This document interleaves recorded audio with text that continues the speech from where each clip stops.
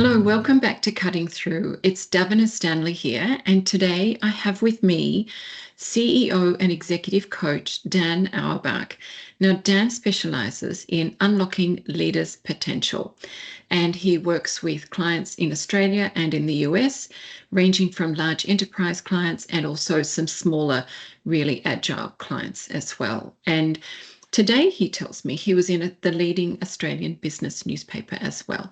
So I'm really looking forward to talking with Dan today. We've had some fabulous conversations over the last couple of weeks, and he brought a topic that I thought was fabulous, which is how to coach people who don't necessarily want to be coached. So hello, Dan. Welcome to the show. Hello. Thank you, Davina. I appreciate you having me, and it's a great topic and look forward to having a chat with you about it. No, likewise. So how did you get into this? You bring a lovely eclectic background to coaching. Tell us a little bit about where it comes from, and then we're going to dive into these tricky people. Yeah, sure. Look, I love coaching because it really marries a couple of my favorite topics, which is really commerce and psychology. I started life with a commerce degree, did about 10 years in business, really liked that, but then thought there was an itch I wanted to scratch and do something different. So I retrained in psychotherapy. Went on a journey of being a clinical psychotherapist for 20 years, a relationship counselor for 10, and also founded two businesses, one of which is a corporate psychology provider. So we're an employee assistant provider and we service 500 to 1,000 small to medium-sized businesses at a time, offering coaching, counseling, mediation, training. So I've had the CEO experience for probably 20 to 30 years in some shape or another, and also the psychological journey, and coaching really, I think, brings together those interests. And it's a privilege to work with leaders on that. It is. No, that's a really wonderful mix, actually, because I think being able to bring the business understanding to the coaching as well as the psychology. I think, people like me who have a dabble of psychology perhaps use intuition a lot more than you would. You'd be far more effective in that regard. But bringing the business leadership experience as well, I think that's a magical mix. So what do you do when you find that perhaps somebody on your own team or a client is coming to you and you sense they're not really welcoming coaching? How do you Mm. tackle that? Yeah, well, that's the whole question, isn't it? That's a big question. We could almost go for sort of half an hour just thinking about that. Um, I guess it depends on what the difficulty is that you're finding, and there's a number of different vantage points we could come at it from. But I guess the first place I would start is to think about if you were selling into a particular business, or if you were talking to a board, hopefully you'd be thinking about who's my client, who's my audience. Yeah. And I think what we fail to do when we get a bit of resistance in a coaching conversation or in a feedback conversation is we get sort of personally invested or involved in a way that triggers our own psychology. And so we don't have a lot of sort of perspicacity. We kind of just lean in and get frustrated and go, why aren't they? So I guess the first thing that I would do is take a sort of other oriented view and sort of open thinking to who is this person I'm struggling with? What might I be understanding about their vantage point before I try and sell the next bit of feedback or coaching conversation? Interesting that you say sell the next bit of feedback because you have a background in sales as well. And it ultimately is that, isn't it? Mm, Because, when you're working with senior people, there are people who, are senior because they've got such an appetite for growth. And mm, the more senior you become, the more I think you have to lean into your own weaknesses and be willing to overcome them. So you've got to mm, have a sense of humility while mm, also having a fair amount of confidence to be a leader. To be a leader, you've got to have confidence. So that's a delicate balance, isn't it? mm, mm, How mm. do you work with somebody who is very confident and possibly better at projecting confidence even than feeling confidence? How Yeah, do yeah, you yeah. crack that Yeah. outer ring hmm to hmm get underneath to the hmm things that you think Yeah, they yeah. need to really deal with? It's interesting. I mean, it is interesting that I use the word sell, and I guess I do have those two streams in my character. One, I'm very commercially focused. I love business development. I like marketing. On the other hand, I've been a clinical therapist for 20 years, sitting with people, just taking on their Mm. vantage point. And so when I think about sell, I think you can sort of draw a line between those two to say, ideally when you're selling, you're trying to provide people the clearest picture of the benefit of what it is you have to offer. So you're not trying to sneak something in. Yeah. And even though there is, you might consider it to some extent a bit manipulative, you're hopefully doing it for the benefit of your receiver. So that's the first part of that question. But the second part, in terms of that sort of tough character who might be projecting confidence, how do you sort of get through that? We can broadly divide defensive traits into three categories when we're thinking about leaders. And one of them is the person who's quite tough on the outside, who's sort of quite autocratic or dictatorial, or at least knows exactly what they want. And often those people are ones who, they are very competent, they are very powerful, they've built very big units or businesses, they've achieved a lot. But a lot of it rests on the feeling of staying in control. So they're really wanting to maintain control, and it works to a point. But when you get to a certain scale and people are doing what they want when you're not there, and you're losing influence, that's when the cracks can start to show, and those leaders can start to fray a little bit. And rather than just being really firm and clear about what they want, they can become aggressive, they can become, less resilient, they can show all those traits of prickliness that we're familiar with. And that's when they lose their audience often. So I think one of the ways in there is to really be able to understand that person's motivation. And so what we're sort of wanting to speak to possibly is, look, I can see how frustrating it is for you to really be clear about the agenda we're driving, and yet you're not getting quite the cut through that you deserve. I can see that people aren't really aligned, and you're using a lot of energy to try and deliver direction.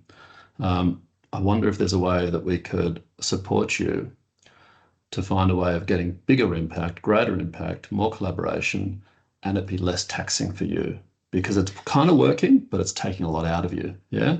Nice. I imagine it's costing you, and it's probably costing the team too.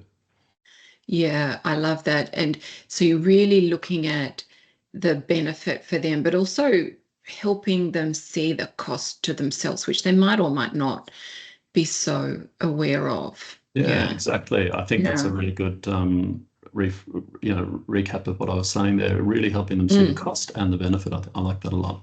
And yes, they're not often aware, no one's spoken to them about, hey, I can see how hard this is for you. This is getting too tough, I can see you are kind of holding the whole thing together, These traits don't develop, when you become the CEO.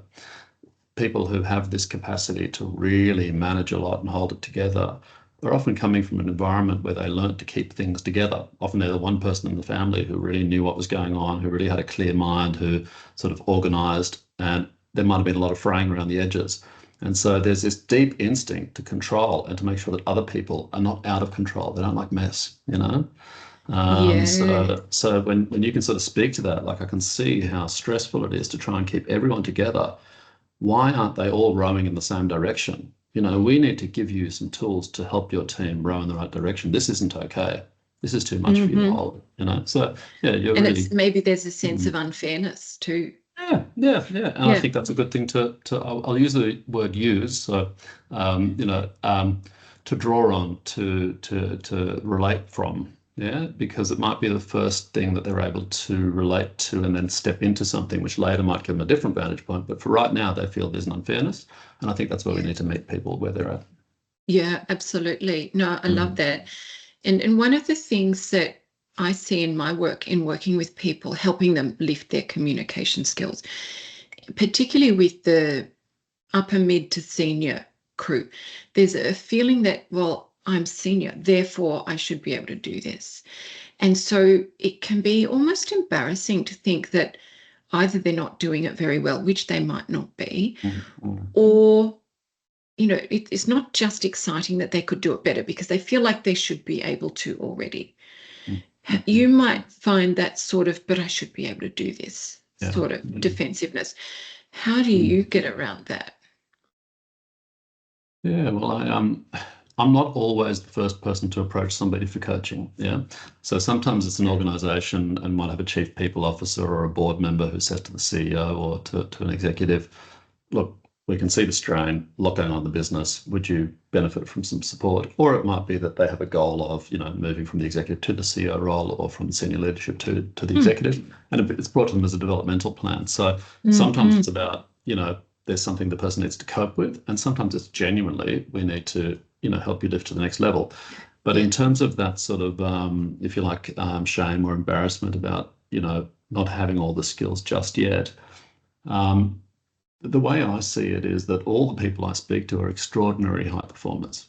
Yeah, they're already, they've achieved so much. They have brought together the agenda of so many people and driven in a particular direction, and they've gotten results. So they're already at the top. What we're doing here is kind of very advanced level work to elevate them to a level of leadership that's rare. Yeah, some people are born with it. Some people are naturally gifted at leading in a particular style that suits that audience at that time. Some people will need to say, okay, I've been able to lead to this level, but if I want to scale my impact, for example, as the CEO, where I'm no longer in charge of one function, I'm no longer part of the ELT, but I'm sitting on my own in a different position between the board and the ELT, how do I scale that impact, and how do I develop the character needed for me in this next role? So it's more about learning a next skill set or trait rather than that there's some deficit there. That's one. Right. Yeah. Yes. So that would be my way of, again, selling it to use a overused word. Yeah. And I love that you're equipping somebody for the next thing, right? And when you are in that positive space, people chomp it up too. I think. I think the challenges can come, can't it, when they're finding it really difficult to actually execute on. So we're talking about senior people. They're capable. The very fact that they're senior means they're capable. And so they're accustomed to perhaps being in control, as you say, for some people, but also being very accomplished at something. Yes. And so, if you're giving them suggestions that they struggle to implement, then what do you do then? I think in terms of that mindset of I already have a lot of competence, I'm finding it hard to stretch and to think that I need to learn more. There are so many different types of examples. One of the common examples is somebody who's got very deep technical knowledge or technical expertise. So I very often work with people who might be chief technical officers, and they're still operating at the level of technical leader rather than genuinely being a part of the executive team. And they're not, the only category. It could be a CFO or CMO. It doesn't, in all disciplines, people are, in a sense, overdeveloped in that discipline and have had very little attention. They've had very little attention to leadership, collaboration skills. They might have done a course here or there, but it's not part of their everyday. So I think the first part of the question is, how do you motivate somebody who's got deep technical expertise? And often one of the ways to say that is, look, we can't teach you anything more in that domain. You're an industry expert. You're possibly a worldwide expert, right? And I work with a lot of people who are world acclaimed at what they do. And I have a real admiration for that.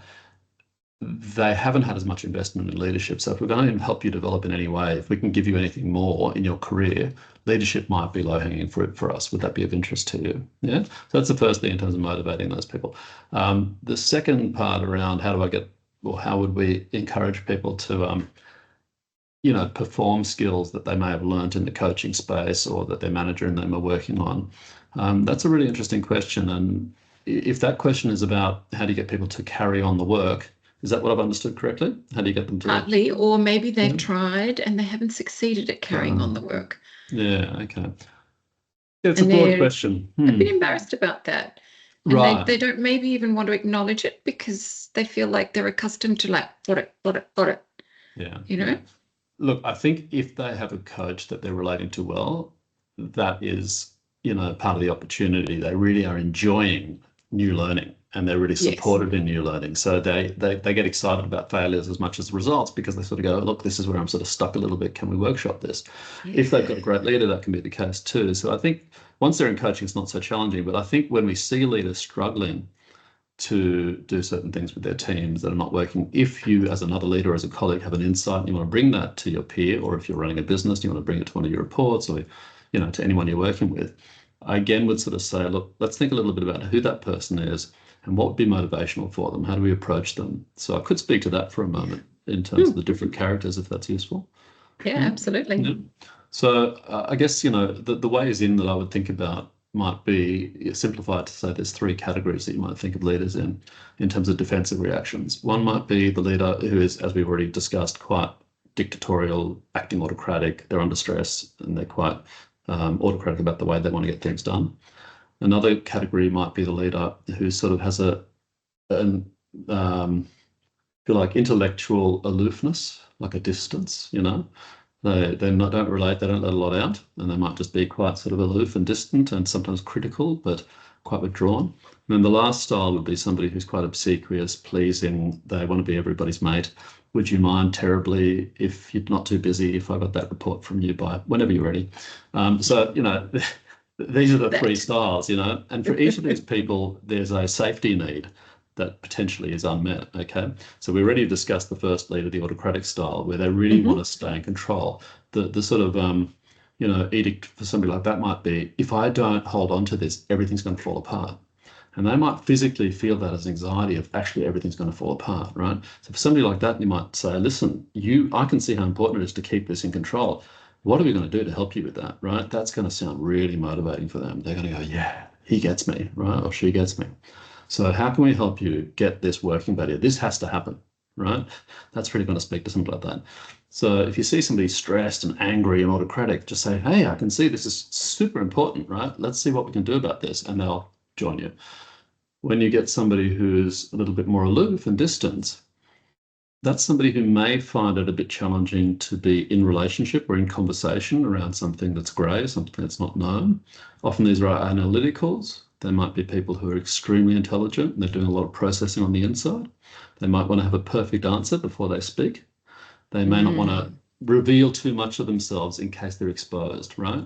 And so with people like that, what I would say is it's harder to speak directly to their fear because that's quite confrontational and they're not that relational at that time. So saying, look, you might feel uncomfortable speaking to me about your inner sort of workings, you know, I can appreciate that's messy, that's not going to work, right? So with those people, I would plant more of a seed and go slowly and drip feed the conversation. So I might say like, and I might also look at some of the talents. So I might say, look, you've got an extraordinary intellect and you have gifts that I don't think everybody's able to see or share in, right? I feel like there's a lot of knowledge that you're holding that would really benefit the team, you know? I'd really love to think with you at some point about how we could share more of that. Then I would leave it. You know? Plant the seed to have them get curious about, oh yeah, I do have a lot going on inside that isn't there on the outside. Yeah. And I would just plant that seed and just say, look, what could we do to get you to share what you shared with me or what I saw come out in that report with the team earlier? Is there anything you could do to help them see that? Yeah. Yes. Okay, so I've told a long story there, but to sort of, you know, put us back into context, we've got the autocratic leader who is losing control. We've got the analytical who wants to be right and is fearful exposure. And then that third character might be somebody who we said is very people pleasing, and they may not be getting the accountability they need from their teams, right? So they're very nice, but the teams are floundering, right? And so if you just say, why aren't you getting more done? Especially if you're that autocratic style, you're talking to that person, they're going to be very nice about it because they don't want to disappoint. They're going to do absolutely nothing because they're very afraid of confronting their teams. So on that, if we were to appeal to their need, they're really afraid of losing relationship. They've been taught that relationship is, you know, important as a primary concern. And so with somebody like that, you might start to talk to their own thoughts, their own needs, their own character, and whether or not their ideas are being really taken up by their team, you know? Notice you're amazing at keeping the team together, at forming those relationships, at really looking after everyone's needs. I have a feeling like sometimes you hold standards or needs that aren't really being heard by the team or understood. Is there a way that you're kind of disappearing in all the work you're doing for others to keep them together, you know? Is there a chance that your sort of authority or your needs or your direction is getting a bit diluted with all that good work you're doing, looking after others?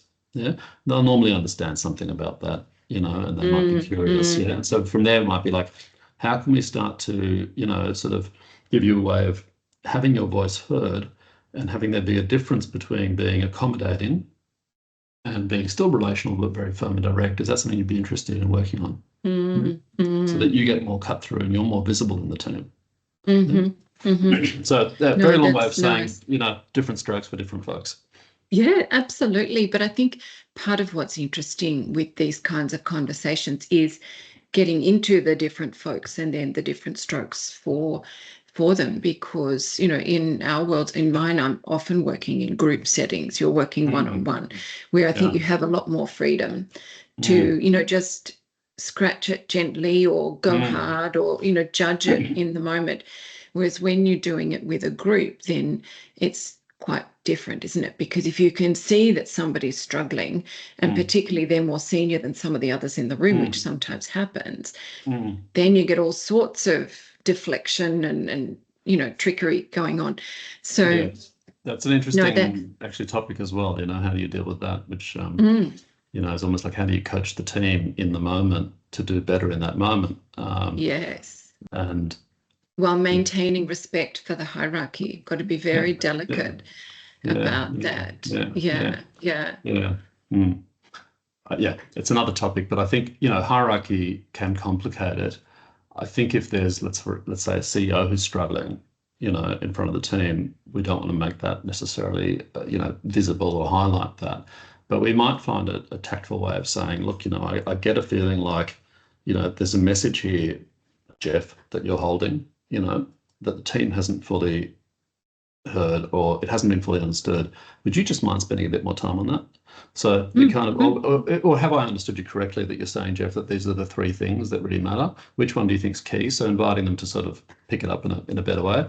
But if the team themselves are sort of, let's call it misfiring or malfunctioning in some way, then you can also coach them in a different way by asking them to become aware of how they're functioning. So that might be somewhere where I'd go, look, how do we feel about this conversation? Oh, and go, actually, okay, let's just get them to solve it themselves on the dynamics of the conversation. Yeah. What are we noticing about how we're talking about this? Yes. Are we winning? Are we productive? What would each of us want to do differently if we were at our best?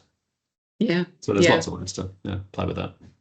Yeah, and just the old trick of asking questions and letting them solve it rather than you solving it, which is always the key, because you want that outcome anyway. You absolutely want them to solve it, don't you? Yeah, it's a great question though about coachability, isn't it? Like, how do you make the team more coachable? Well, spend time with them on thinking about and observing how they're going as a team, and I think that leaders often hold this. One of the things that I really have learned in coaching is that leaders that I speak to often have a really deep understanding of what's going on. And what's missing is they haven't yet found a way of sharing that in a productive way. So they've got all this earned knowledge about the team or about the person that's they're struggling with. And so if we can provide an elegant way for them to structure that so that it doesn't meet defensiveness, they can really use that insight quite powerfully. So that's another aspect of coachability. If you already know something about somebody, how could you bring that to them that'd be really palatable? And that's where you take that stakeholder view. Think about what's their character, what do they need from this? How do I sell that to them? Yes. Yeah. And as I was listening to you talk about those three different types too, got the autocratic type, the aloof type, and then the perhaps pleaser. Yes. All three of those have got a bit of an imbalance, haven't they? There's a concept that I've been working with in my own sort of development, I suppose, which is reciprocity. And, if you are, I think, a good leader, or, in a functioning place as a leader, I'm not going to say good leader, in a functioning place as a leader, there's a good sense of reciprocity, an appropriate balance of things. So the autocrat is taking on too much. Right. The obsequious person is holding everything really close for some sort of fear of me, perhaps. But was it the third one, the obsequious one, the pleaser? They are giving too much. I like that a lot, that reciprocity, in the sense of maybe the word balance is one that I relate to in what you're saying there really well. It's a really nice way of thinking about it. Like, if you think about let's say, two parties in a relationship, what's the flow of energy, or, so with the, caring energy versus the dictatorial energy versus the distance. So what's the flow of relationship? And I think balance is a nice way of thinking about taking an elevated, getting it even. As I was reflecting on those three styles, one of the things that would be worth mentioning is that in coaching, we're not just trying to do away with particular aspects, but we're trying to give a more elevated way of expressing that core character. So, for example, the distant person, has really, is developing a really exquisite understanding of something, right? So what we want them to do is to be able to show up with that more, so that they're more transparent and authentic, okay, and more knowable, so that the brilliance of them can be known. Yeah. With a person who's very controlling, they have a great vision for what needs to get done, which other people aren't holding. They're holding that vision, right? So we want them to be able to express that as a vision, and we want to be able to express it as really clear goals, so that everyone knows what winning looks like, and then people rally And so towards they can it. help. So they can help you Exactly. do it. It's like it's Exactly. So not they can on rally you. towards it. Yeah. How Yeah, can we yeah. clarify your understanding of what needs to get done in a way that people are going to rally for, Mm. And then the very sort of caring person, how do we get them to, in a sense, rather than look after the team, coach the team? How do we get them to Yeah. use their relationship capability to motivate people rather than just to give people comfort? Yeah. But also to redefine perhaps what being relational and being kind and caring is. There's a real kindness to that style. But if you're going to be really kind, what does that mean? Right, right. Actually, it means Kind means genuinely giving. helping people. It Yeah. means not you catching everything at the end and doing it for them, because actually maybe that's not kind. No, You're no, letting them totally. down a little bit by doing that, Yeah. you And when I know? say moving from caretaking to coaching, I mean, really, coaching requires being very honest and clear Mm, about what you're seeing and what is needed. So it mm. is really about, giving that person the opportunity to be their best rather than keeping them at whatever you're experiencing them not functioning as, sort of You're supporting coddling that. them. Yeah, You're yeah. coddling them, aren't Yeah, you're you? not giving them the opportunity to grow, especially if you're their leader. It's your Yeah, responsibility, I think, to help them know exactly how you see them. yeah, absolutely, Mm. absolutely. All right. Well, that's absolutely fantastic. Tell us about, let's close with the biggest transformation you've seen in a Ooh. client. What do you think has been, color it in for us? What's the biggest shift you've seen somebody make? Um, look, I always am conscious of not wanting to reveal too much identifiable material, but Oh, you've got to be uh, careful on that. I but understand that. I would say that there's at least, well, one that comes to mind is somebody very, very, very senior in their career, probably at the top of the game for probably 10, 15 years, who'd lost their faith in what they were doing and who'd really started to become quite depressed with it and really become quite disappointed in the people they were working with. There was a lot of stress in the industry and in the organization. The executive were all sparring, and there was a real sense of disappointment with the character and people. And what we worked on there was really trying to understand why this leader had suddenly gotten so lost in that and so stuck in that. And it was really about them, having a very strong value judgment that that behavior was not acceptable. And when we looked at the root cause of that, we looked at that this person had been quite excluded in their childhood, they'd been quite bullied, they were coming from a different environment. So all these negative behaviors were really triggering their sense of unfairness in a very deep Yeah. way. And so rather than being able to connect around that in a way that would motivate people, they became more and more autocratic and harsher, and it just wasn't working. So they'd lost their natural leadership style. And through doing some work Yes. on that, they got to the point where they said, look, I feel like I've got another 15 years in me. I'm just excited. And the exec just were, rather than storming, they were really starting to hum again. And it was just recalibrating somebody who'd gotten lost from their peak. Yeah. It's a But good also, example. Mm. that's a wonderful example, because I think it speaks to the healing in the person too. Right. They probably hadn't, obviously wasn't there, but my guess is Mm. they didn't know quite how much that history was affecting them, you No, know, no, I think that's often the and case. Yeah. you know, Mm. Yeah. it can feel like a release, that's like that. Mm. Mm. Oh, is Yeah. that what that's going on? Yes. Huh, Yes. Yeah. gee, Yeah. well, I Yeah. don't need to Mm. feel bad about myself. In fact, I can feel better Mm. if that's where I've come Mm. from Yeah. and I've got Mm. here. Yes. Well, the Wow, I'm not values going to let really of that this hold me back. person. I'm not going to let them win again. That's right. And also, the values that this person had were about fairness and kindness, and yet she was acting in a very harsh and autocratic manner. And so highlighting that paradox allowed her to show up with what she really wanted to bring, and that allowed everyone to connect with Yes. her again. So there's a real elegance to these things sometimes.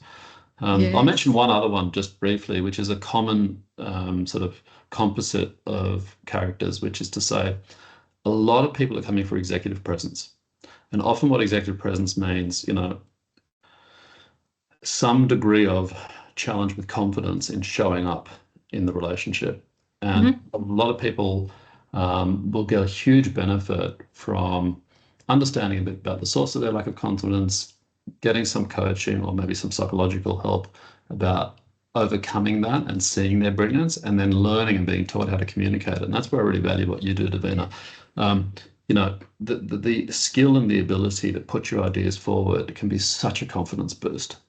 So a lot Yes. of that gravitas, executive presence, and transformation can come from really helping somebody first see what are the blocks to putting themselves out there, and then how do Hmm. they elegantly show up. Mm, So I think mm. that's something we might have in common, and you might also see those transformations where you just go, wow. Yeah. Mm, mm, Yeah, no, I love it. And I just love seeing them blossom. I think I said to you when we first spoke that I started out as a kindergarten teacher of all things, which is mm, a weird place to begin given what I mhm. do now. Yeah. But I still have that love of seeing a person flourish and blossom. And I think, I help the people get that message really clear and work out what it is. And sometimes that's enough because it's like, that was the Mhm. blockage. I just couldn't say what I needed to say. I didn't Mm, know how. I was yeah. rambling a lot. I couldn't quite lift the inside out, and Mm, it was too mm, dull or whatever. So there's that. And that does lift confidence, but it doesn't fix those really deep-seated sorts of things that you're talking about. mm, And mm, so I think there's a mm, beautiful connection between the mm, mm, two. mm, If you fix the deep-seated issues, that's fabulous, that's wonderful. But then if they can't work out what the message is and convey it, it's not mm, quite the full package. yeah. Likewise, if I help them craft their message and give them a method for that, it's helpful, but it's not the full package. So bringing those Yes. together Yes. for Yeah. senior Yeah. Yeah. people is really Yes. wonderful. Yeah. Yeah, yeah. No, I love that. I love that visual of the kindergarten teacher too. And how do you help somebody to sort of find their words, and the joy that Mm, comes when they do get them, and when they mm, can, or when they can draw the picture and they're understood for what they're trying to say. I think that's a yeah. nice frame for us to finish on. Yes. Yeah. No, I Mm, agree. No, I love what you do. So I'm delighted that we had an opportunity to talk through some of these coaching sorts of issues and that mm. framework around the three different types. I think it's very, very helpful for people. If people want to get in contact with you, how do they find you? Yes, look, you can look at my website, danauerbach.com.au. Now that's going to be pretty hard to spell, but Dan, D-A-N, and then the surname is Auerbach.com.au. Brilliant. No, that's wonderful. Well, we'll be telling everyone in my newsletter, The Clarity Compass, about what we're talking about here today. And look, I wish you all the very best with your coaching. And hopefully we'll be able to share some clients at some point where we find that other lack, if you Absolutely. like, that we can bring that full picture together. But I think you've shared Beautiful. some really, really useful things in the conversation today. So thank you. Thank you for your Thank time. you very much for having me. I've enjoyed it. Pleasure.